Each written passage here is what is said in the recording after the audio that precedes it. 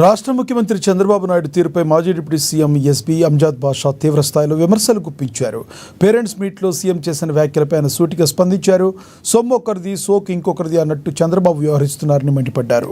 Parents మీట్లో CM హోదాలో చంద్రబాబు పూర్తిగా అబద్ధాలు చెప్పారని చెప్పుకొచ్చారు. తల్లికి వందన పథకం నారా లోకేష్ మైండ్ నుంచి వచ్చిందని చెప్పడం హాస్యాస్పదమన్నారు. అమ్మఒడి పథకం విషయమై వైఎస్ జగన్ 2014 నుంచే ప్రకటించారని గుర్తు చేశారు.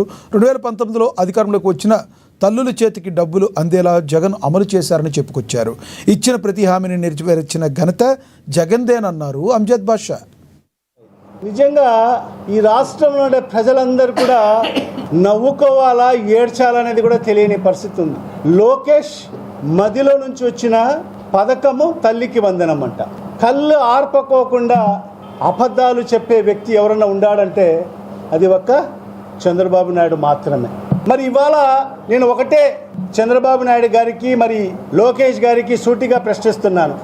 మరి మీరు ఏ అర్హతతో మరి నాడు జగన్మోహన్ రెడ్డి గారు అభివృద్ధి పరిచిన మరి ఆ స్కూళ్ళలో ఎంత దర్జాగా కూర్చొని మరి మీరు పేరెంట్స్ టీచర్స్ మీట్ నిర్వహించారో ఈ రాష్ట్ర ప్రజలకు సమాధానం చెప్పాలి.